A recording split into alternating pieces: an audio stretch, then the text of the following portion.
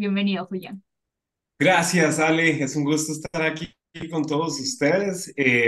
Realmente súper emocionado porque el evento y el esfuerzo que hay detrás de todo esto es enorme. Entonces, nada más agradecerle a los organizadores y a Ale especialmente por esta oportunidad. Y nada, vamos de una vez a ver lo que preparamos para ustedes. Espero que lo disfruten bastante. Es un tema que muchas veces tiende a tener mucha abstracción y la gente lo ve complejo. Pero una vez recibí un consejo bastante sencillo cuando hablaban de escalar equipos creativos y la persona que me lo dijo me dice, es simplemente hacer un zoom in a lo que estamos haciendo. O sea, vaya a ver el detalle más pequeño y es donde va a encontrar las oportunidades. Entonces, a como Vale lo introducí hace unos minutos, balanceando arte y ciencia. Voy a compartir la pantalla para empezar a introducirles el tema. Ok, balanceando arte y ciencia. Este título me pareció bastante interesante porque el equipo creativo normalmente tiene la tendencia o empieza a compartir ideas de que mucho es fundamentado en arte. Cuando a mí me gusta mucho hacer el quote de John Maeda, y los que no están familiarizados con el trabajo del señor Maeda, él es el vicepresidente de diseño e inteligencia artificial en Microsoft. Anterior a eso ha trabajado en otras empresas bastante grandes, pero él habla del diseño como una práctica, una disciplina de negocio con un componente de arte. Entonces, lo que quiero hoy yo es expandir un poco ese concepto y utilizarlo o apalancarlo hacia cuando tenemos que escalar nuestro equipo. ¿Verdad? ¿Cómo usamos esos datos, esa evidencia para tomar decisiones también? Porque uno de los retos que nos topamos es cómo demuestro el impacto de mi equipo creativo, cómo llevo esa narrativa management para que vean que pueden fondear mi equipo. Llámese funding de presupuesto para poder invertir en actividades para el equipo, o llámese en staffing, o llámese en cualquier otro tipo de recursos. Pues básicamente es cómo apalancamos la ciencia de estudiar datos, ¿verdad? Hacia el equipo creativo que tenga un espacio correcto para poder mantener la innovación súper competitiva y al mismo tiempo no estén cayendo en burnout y al mismo tiempo tratar de hacer crecer al equipo. Entonces son tres objetivos grandes que queremos compartirles hoy. Y para eso vamos a usar la historia de un bonsai también, porque es súper importante ver cómo eh, los bonsais comparten mucho o muchas características en relación a la escalabilidad. Bueno, ya le hizo la introducción, entonces no voy a durar mucho acá. Ahorita estoy trabajando en Xbox como Design Ops. Es muy interesante porque este tema específico es uno de los que tenemos como North Star. Sin embargo, el equipo tiene otra madurez totalmente diferente de donde estamos trabajando.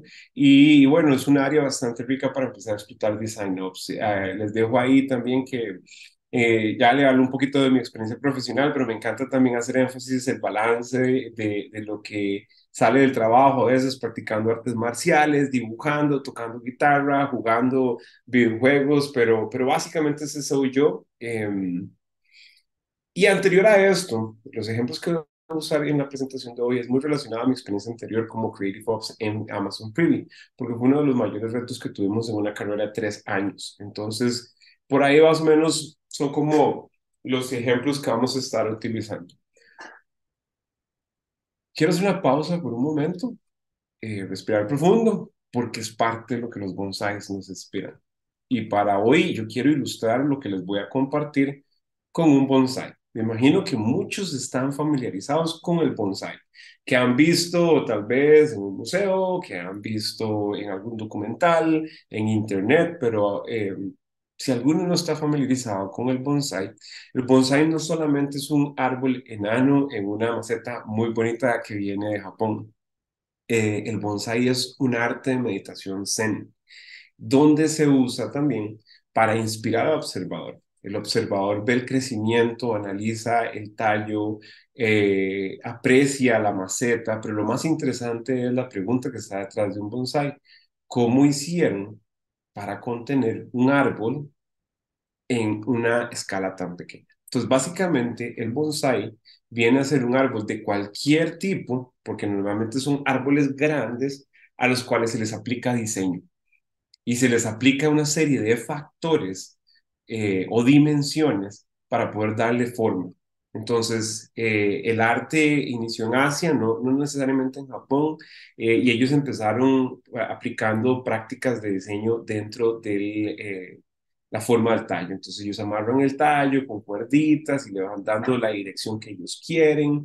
Las hojas las podan en cierta manera. Entonces, para esto se ocupa tener conocimiento previo. El conocimiento se da a través de la práctica. Entonces, hay bonsáis, como para compartirles tres detalles importantes de los bonsáis que van a aplicar mucho a la teoría de hoy, eh, el bonsái toma tiempo en poder desarrollar algo que realmente inspire al observador.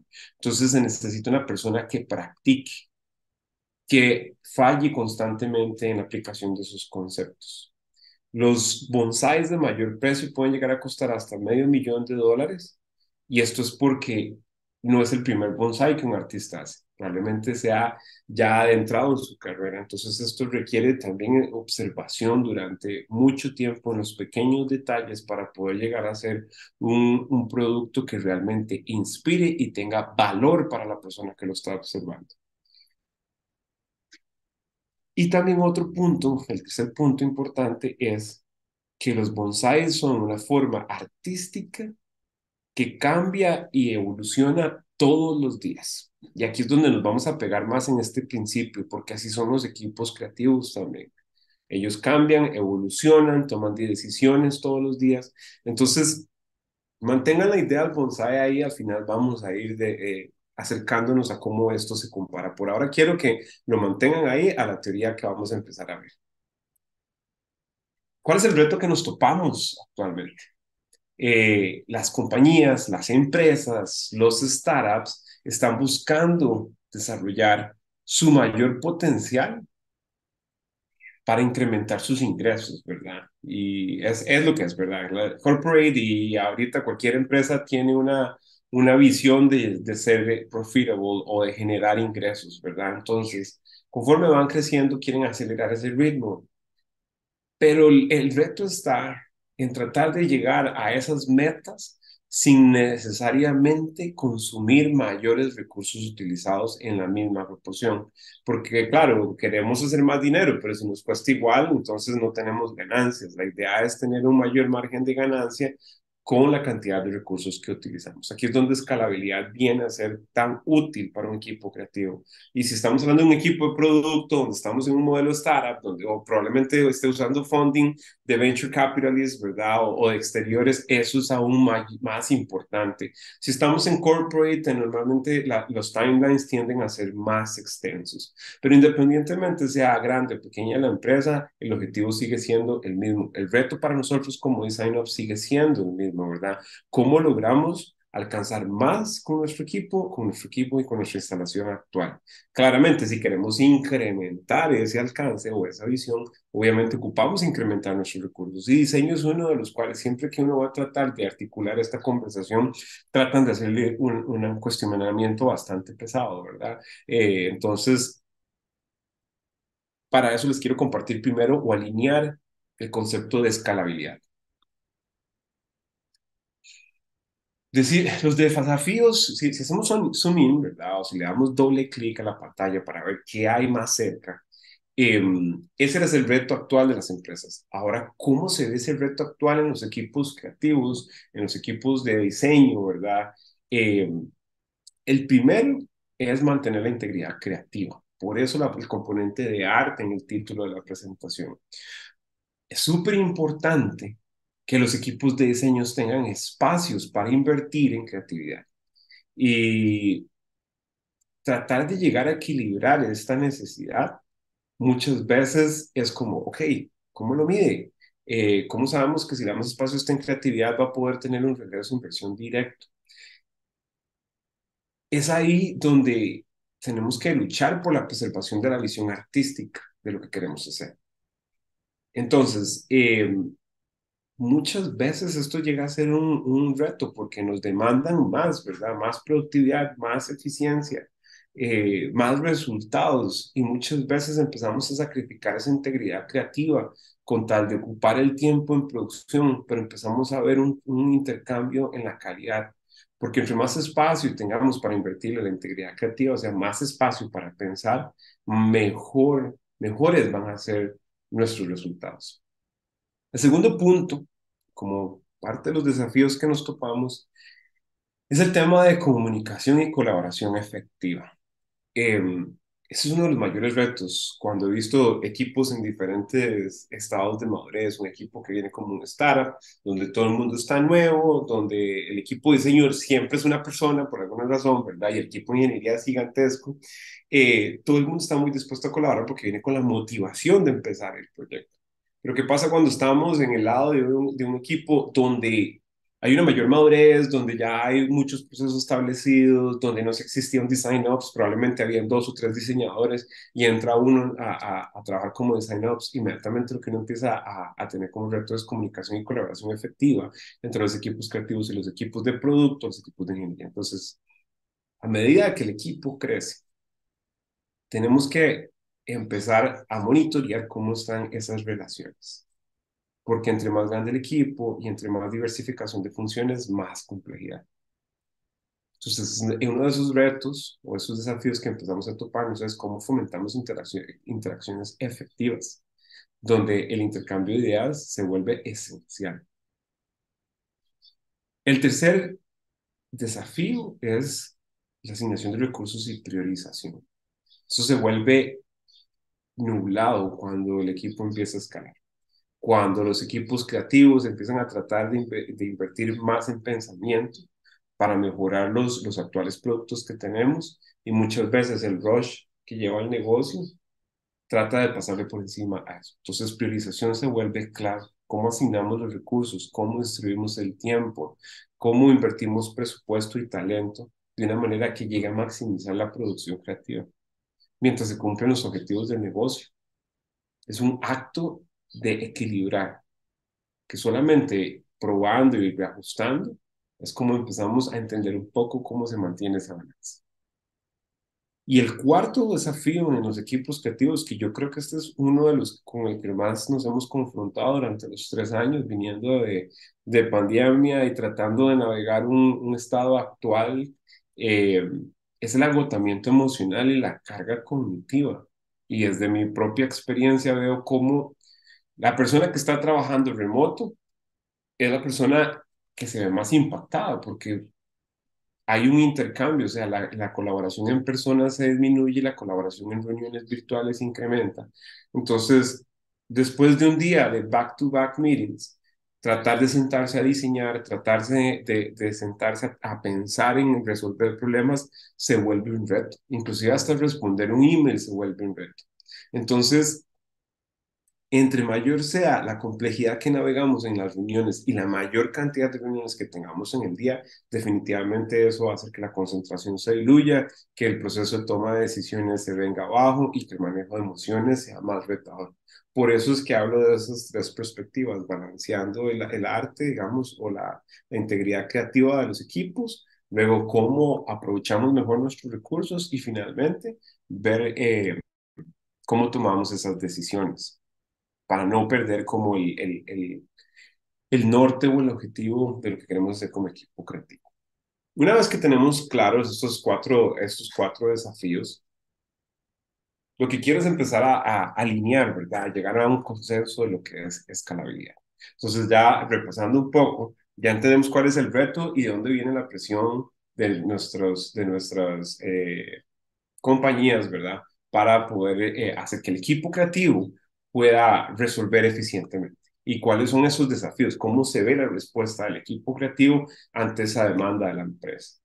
Escalabilidad viene a ser una herramienta bastante útil para que nosotros como Design Ops podamos entender cómo empezar a hacer la distribución de estos recursos e incrementar el impacto.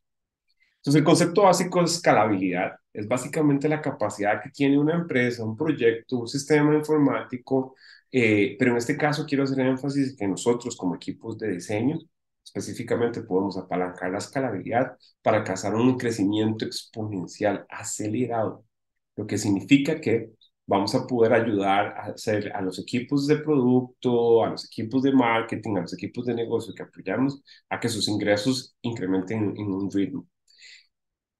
Ingresos no lo veamos solamente como un concepto financiero, puede ser alcanzar mayor scope, puede ser acelerar los tiempos de entrega, puede ser darle soporte a más mercados. El tema de ingreso es muy relativo al valor que percibe el equipo del cual somos parte. Y finalmente, podemos lograr este objetivo sin aumentar la cantidad de recursos utilizados en la misma proporción. Es clave esta última parte, en la misma proporción. Si el scope viene a ser incremental, a lo que me refiero con esto es a que si le decimos que sí a más trabajo, obviamente vamos a ocupar más recursos. De una manera u otra, el intercambio ahí, si no empezamos a pensar en tener un radio de crecimiento sano, la integridad de la creatividad se empieza a ver sacrificada. Entonces, una vez claros con el concepto de escalabilidad, quiero compartirles a ustedes cuáles son las dimensiones que podemos empezar a observar dentro de escalabilidad para empezar a encontrar estos espacios donde podemos realmente revisar nuestros procesos, buscar áreas de oportunidad para mejora, para que asimismo nuestro equipo de diseño tenga mejores espacios para mantener esa integridad creativa, pero al mismo tiempo o en paralelo yo estoy buscando cómo hacer el aumento de sus recursos. Y me encantará escuchar si tienen preguntas al final de la sesión, porque este es un tema que no necesariamente nos llega, nos hablan de escalabilidad de entrada, es como, wow, ¿qué es esto? Entonces, la primera dimensión es eficiencia operativa, y una de las cosas que más he observado en diferentes equipos en los que he estado de Design Ops es cuando uno les habla de eficiencia a los creativos inmediatamente es, pero es que usted no puede medir creatividad. Y estamos de acuerdo, la creatividad no es algo cuantificable. Hay formas de poder poner ciertos números para acercarse a medir creatividad, pero es que la idea no es enfocarnos a medir creatividad, la idea es enfocarnos en eficiencia operativa del equipo creativo, que es un lado de la moneda que muchas veces no se observa. Y va a depender mucho del equipo, del equipo con el que estemos trabajando. Si es un equipo de alta innovación, donde realmente el equipo está pensando que es the next big thing en el producto, entonces es menos cuantificable. ¿Por qué? Porque nos vamos hacia el lado de innovación. Sin embargo, podemos medir la generación de ideas, el éxito, ¿cómo es? El radio de éxito de las ideas que realmente llegan hasta el release, por poner un ejemplo, ¿verdad? Pero básicamente lo que quiero ejemplificar con esto es que independientemente de cuál sea la naturaleza del equipo creativo, hay tareas y hay tareas que se pueden medir. ¿Cómo? Con tiempo o con utilización de recursos y su capacidad. O sea, ¿cuántas tareas puedo hacer por día? Porque es muy realista tratar de ser productivo sin poder tener tareas en el día que yo pueda ejecutar. De lo contrario, el trabajo se mantiene abstracto y cuando me doy cuenta, el tiempo es un recurso que escasea. Entonces, tratar de tener en eficiencia operativa los factores de tiempo, de cantidad de personas y de cuántas horas puede trabajar una persona es esencial. Con esos tres factores, sea el equipo súper creativo o sea el equipo súper de producción, eh, podemos usar estos tres factores para acercarnos a entender eficiencia operativa. Calidad, la segunda dimensión donde yo empiezo a tener entendimiento de qué tan bueno está siendo el resultado que estamos proyectando. Índices de satisfacción del cliente, número de efectos o problemas de calidad son los dos primordiales, pero realmente es realmente es sentarme a entender qué es valor, ¿verdad? ¿Cuál es el valor para las personas a las que les estoy sirviendo? Y con base a eso, trabajar hacia atrás en poder entender cómo medimos el concepto de calidad. La tercera dimensión de escalabilidad es rendimiento financiero. Cómo mi equipo está contribuyendo al gasto y a la ganancia del producto al que estamos trabajando. Y esto es una conversación tal vez que depende más de Design Ops, entenderla y no tanto del equipo creativo. Entonces muchas veces esas conversaciones decimos nosotros hablar con finanzas y decir, mira, ¿cuánto cuesta una persona? ¿Cuáles son los beneficios? ¿Estamos nosotros trayendo un regreso de inversión o realmente le estamos saliendo más caro al negocio? Porque dependiendo de cómo estemos en ese estado, vamos a poder conseguir más apoyo para traer recursos al equipo.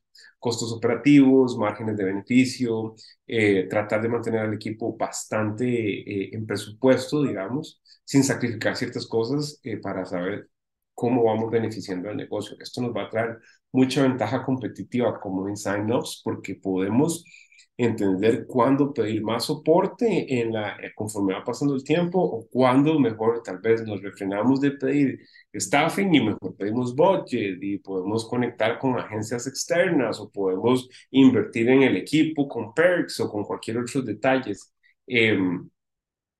Pero claramente el rendimiento financiero del equipo va a ser una conversación esencial para escalar. Gestión de productividad, gestión de tareas también. Cuándo tenemos que entregar, cuál es nuestro plan y cuál es nuestro método de ejecución. Esto es clave para mantener satisfacción con nuestros partners.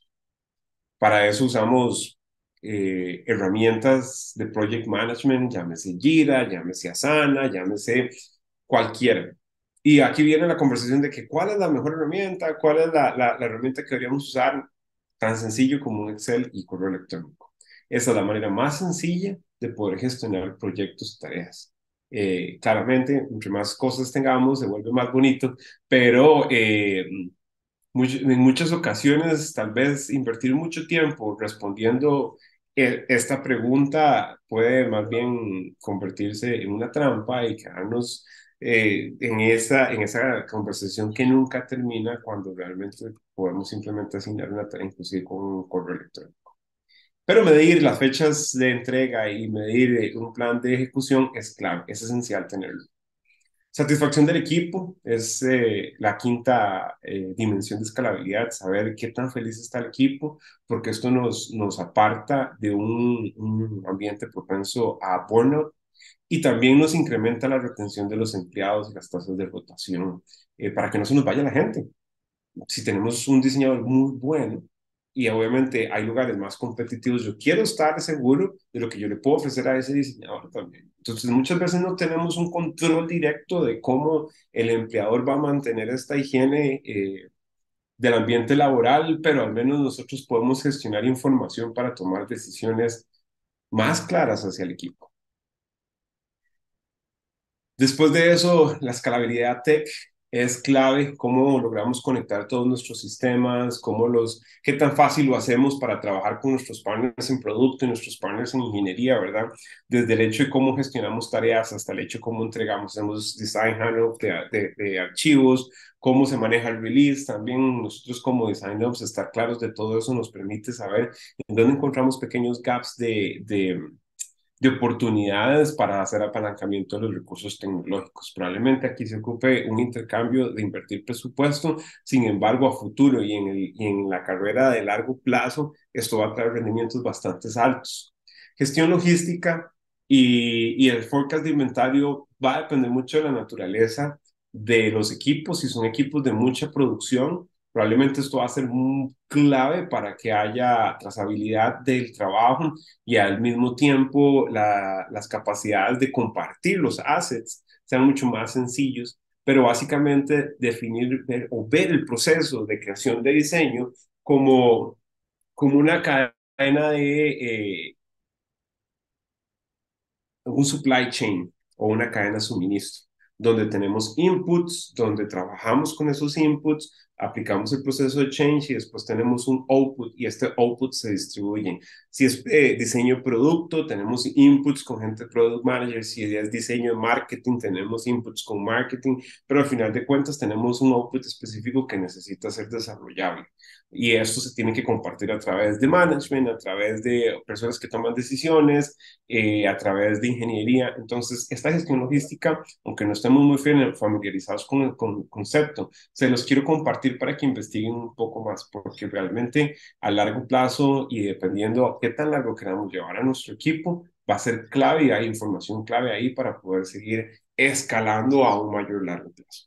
Entonces, con esto son 8 factores o 8 dimensiones de escalabilidad en las que ustedes pueden empezar a observar para empezar a escalar su equipo. eh, llámese en proceso o llámese en staff o llámese en budget, pero al menos esto les da ya un punto de referencia para empezar a continuar investigando.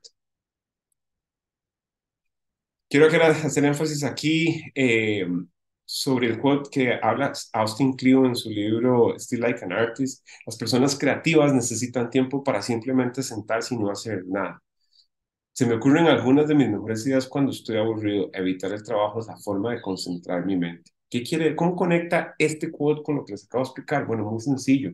Todas las dimensiones que acabamos de ver de escalabilidad, realmente lo que van a ayudar a nosotros es tener un espacio sano para que nuestra integridad creativa se mantenga, para que también haya un balance emocional y nuestros equipos de diseñadores o de cualquier otro tipo de creativo, llámese research, tengan tiempo para invertir en su trabajo clave o en su core work. Al final de cuentas, de una manera fácil de explicarlo es Design Ops puede utilizar estas dimensiones para hacer espacio en el equipo de diseño y que el equipo de diseño tenga tiempo para poder hacer gran trabajo. Hablemos de decisiones. Entonces, lo que se acaba de explicar de las dimensiones de escalabilidad nos llevan a un punto de conclusión. O sea, ¿qué decisiones tomamos? ¿Cómo usamos esta data que les acabo de explicar para poder tomar decisiones rápidas? Porque eso es otro tema. Cuando llegamos y presentamos esta data, la decisión se queda en el aire porque nadie toma la responsabilidad de decir, esta decisión la llevo yo hasta el final para que se ejecute. Entonces, lo que quiero darles es un framework súper rápido para cómo usar esta data como evidencia y gestionar decisiones. Existe un framework dando vueltas por internet, pero yo lo he encontrado bastante útil, que es el Two-Way Door Decision. Es una metáfora en la que se presentan dos escenarios. Uno es una puerta que no se abre más, pasas por esa puerta y no se abre más, y hay otra puerta en donde realmente vos podés pasar y si lo que viste adentro no te gustó, te devolves y puedes tomar otra puerta. Básicamente es animar a las personas a considerar los pros y los contras en cada una de las puertas y saber que vamos a invertir un tiempo en reflexión y evaluación. ¿Con qué? Con la data que les acabo de dar, las dimensiones de escalabilidad, los desafíos de los equipos creativos. Y cuando nosotros ponemos esta data al frente de las personas que toman las decisiones, o inclusive soy yo el que tomo la decisión, hacerme esta pregunta es muy sencilla. ¿La decisión que estoy tomando puede ser reversible, sí o no? Si es reversible, entonces acelero mi decisión. Ok, puedo ir, ver cómo funciona el experimento y me devuelvo. Si realmente requiere más, entonces tomo más tiempo para pensar en estos datos y entrar por esa puerta. Un ejemplo muy sencillo. ¿Necesito traer más gente al equipo o no? ¿Qué es lo que pasa? Esto se convierte en una decisión de una puerta, porque si yo traigo una persona al equipo, no es como que la puedo dejar ir al siguiente mes. Tengo que empezar a cosechar una relación de por lo menos de 1 o 2 años para entender todo el la capacidad total de esta persona, antes de yo generarme algún tipo de bias en el trabajo de esta persona. Entonces, este marco de trabajo para tomar decisiones nos permite acelerar nuestro proceso de toma de decisiones. ¿Cómo se practica? Eh, Simplemente lo que les agrego aquí y pueden revisarlo offline cuando estén revisando la presentación o el PDF, básicamente es entender cuáles son las consecuencias. ¿Tengo o no consecuencias al pasar por la puerta A que es reversible o la puerta B que no es reversible? Y luego entender si esas consecuencias pueden ser reversibles o no. Entonces, este marco de decisiones lo que nos ayuda es, agarro la data de los desafíos del equipo creativo, agarro las dimensiones de escalabilidad y empiezo a asociar. ¿Cuál debería dirección tomar primero? ¿Cuáles son las decisiones que no tienen consecuencias y son irreversibles? Ok, todas esas decisiones son las que puedo tomar ya, ir y ejecutarlas. La ejecución de esto va a acelerar y va a empezar a generar un montón de quick wins sobre tu equipo creativo. Pero si realmente la decisión no es reversible y tiene consecuencias muy altas, es donde yo presento la data a management y les digo, quiero traer 3 diseñadores al equipo, esta es la evidencia, mi equipo está en burnout, mi equipo no tiene tiempo para pensar, estamos a 110 de capacidad y traer 3 personas más al equipo acá simplemente significa este intercambio financiero. Yo le puedo volver a usted o anticipo que le puedo volver a usted A, B, C y D con 3 diseñadores más.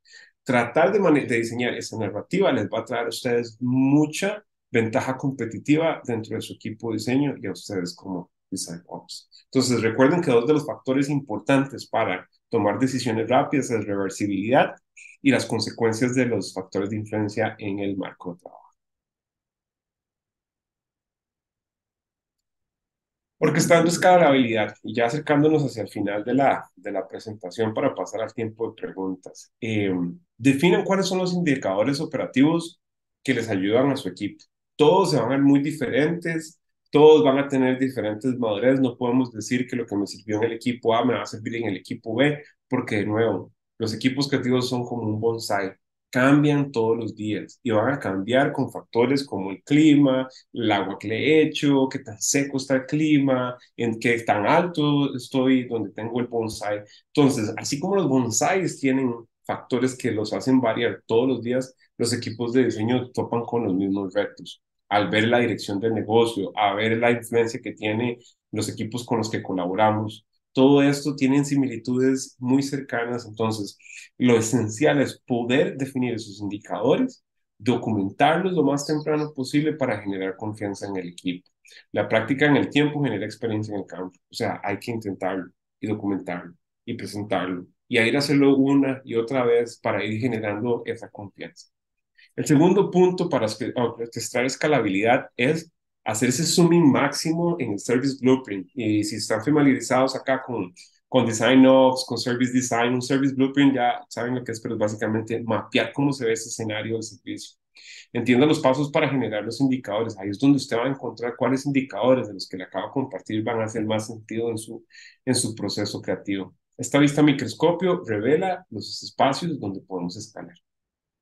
Y el tercero es, los indicadores de datos funcionan siempre y cuando se consideren relevantes para la decisión. En el momento en el que ya no, mis indicadores no caben en los factores de reversibilidad y consecuencia, tengo que buscar otros. Entonces, la única forma de poder refinar esto es experimentar, aprender, ajustar, volverlo a intentar, ver qué tanto se sostiene un indicador sobre el tiempo, ver si simplemente es un tema de una vez nada más, pero al final de cuentas el regreso de inversión que percibe su equipo creativo y su negocio van a ser los indicadores relevantes para poder seguir orquestando escalabilidad. Jürgen Apelo, que es la persona que acumuló el concepto de Management 3.0, habla de que una organización debería funcionar como una ciudad. Algunas partes surgen de abajo hacia arriba, mientras otras son diseñadas de arriba hacia abajo, pero también hay expansión horizontal.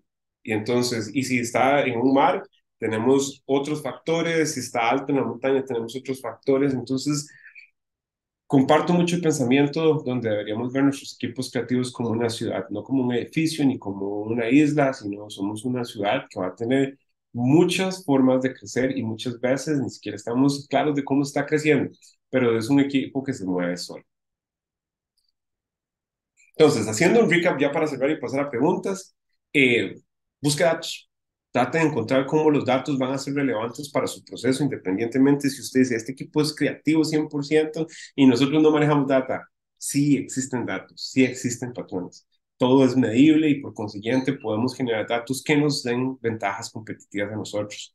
Todo empieza con ser curioso y empezar a ver patrones. Esto es la evidencia de cómo influenciar decisiones. De lo contrario, no querer buscar datos simplemente nos va a alertar en el crecimiento, nos va a hacer lentos.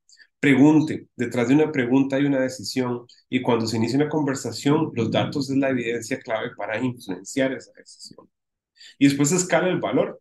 El valor realmente es la experiencia de cómo yo interactúo con el equipo. No es un número de dinero, no es un asset creado en Figma. Al final de cuentas, entienda la percepción del valor que tiene su equipo creativo y su equipo de management para conectar los puntos. Ahí es donde está la clave de poder continuar escalando el valor.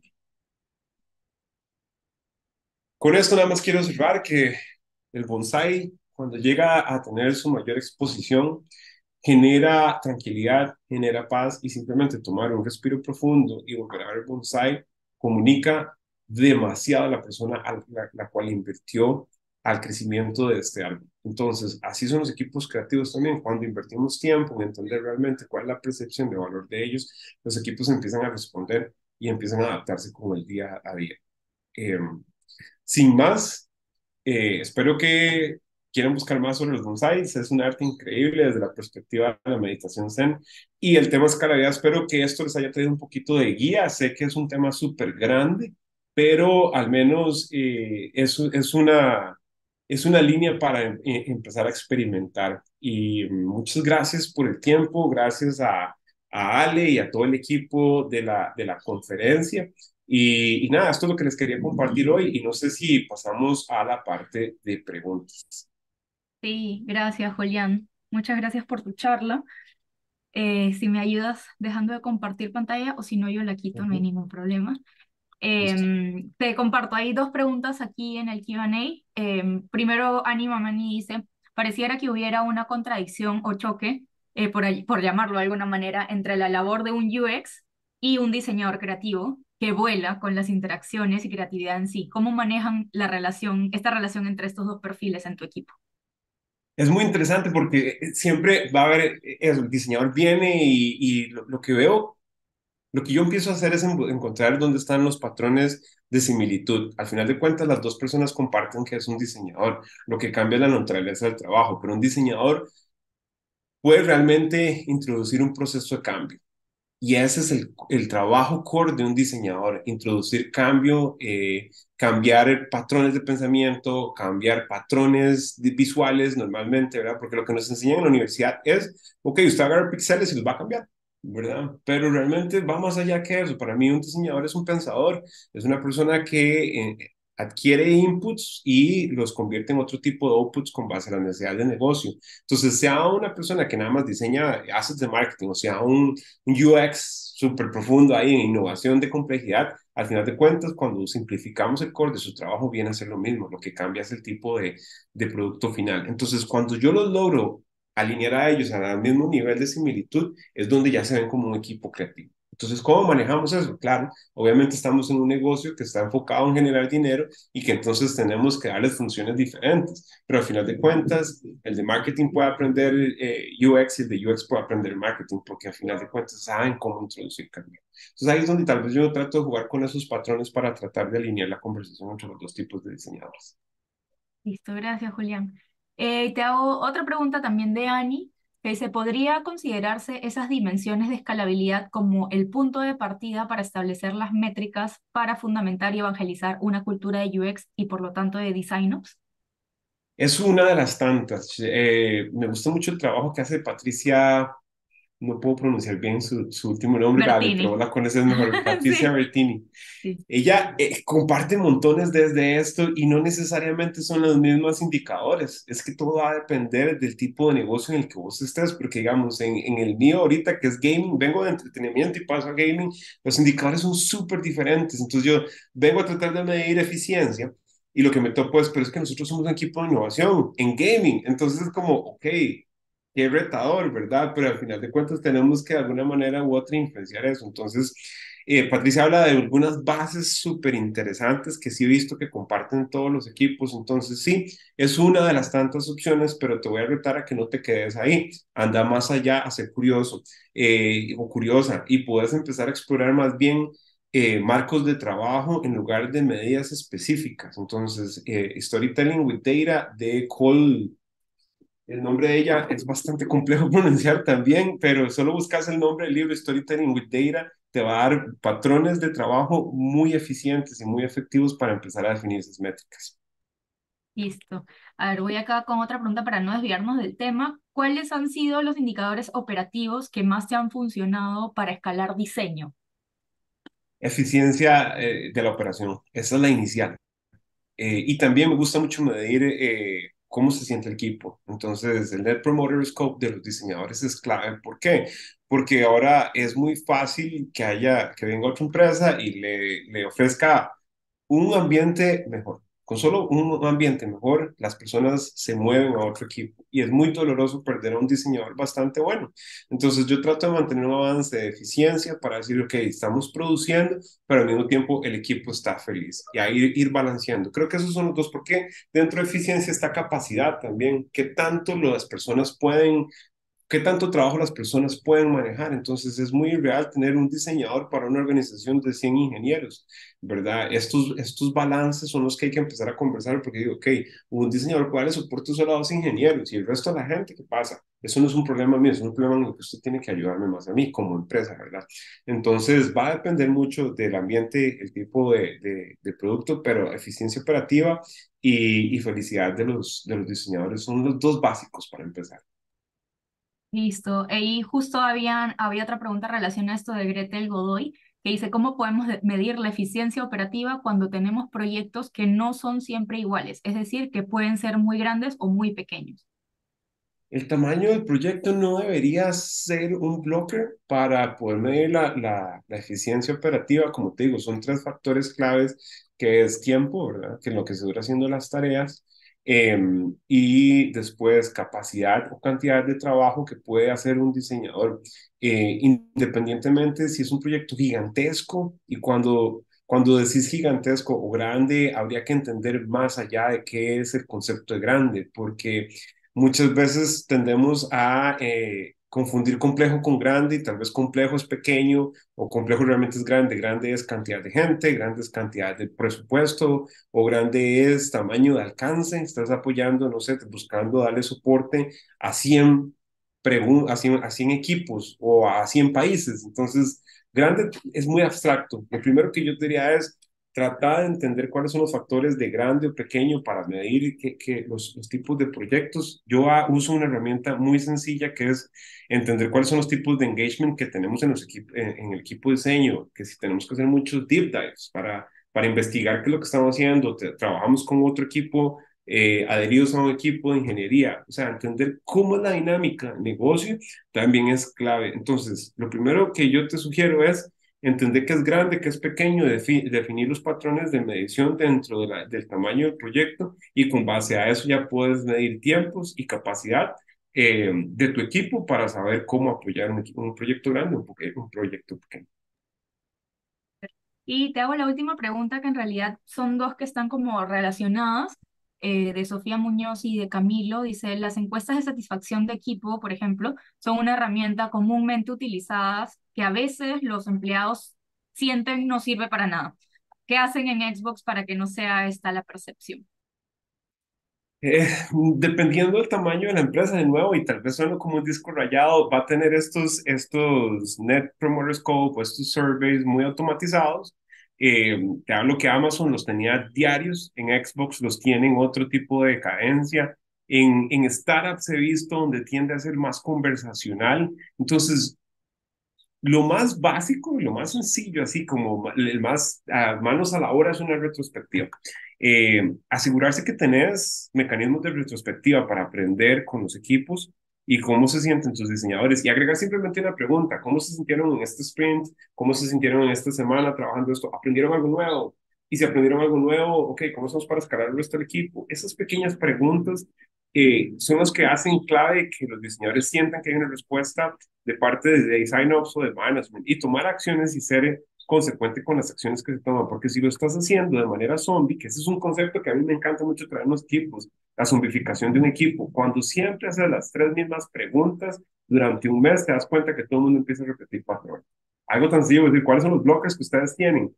Y corres el ejercicio por un mes y vas a ver que realmente no tienen blockers. Realmente lo que están tratando es de nada más contestar la pregunta, es donde retas a la persona. Realmente estás pensando en lo que te está doliendo. Inclusive con estos surveys de satisfacción del empleado, es como, ¿realmente estás pensando o estás respondiendo solo por responder? Porque tiene que ser una conversación recíproca entre los dos lados para que haya efectividad. Lo contrario, se convierte en una conversación que nunca va a terminar, va a haber frustración, y management va a estar frustrado porque la gente no habla, y se convierte en un círculo vicioso. Entonces, para mantenerse en un círculo virtuoso, creo que es una conversación.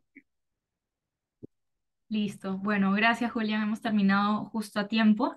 Mil gracias por tu presentación y por responder las preguntas que tuvo la audiencia el día de hoy. Así que con eso ya terminamos tu espacio. Mil gracias por acompañarnos. Súper, un gusto. Gracias, Ari. Gracias a todos por estar acá.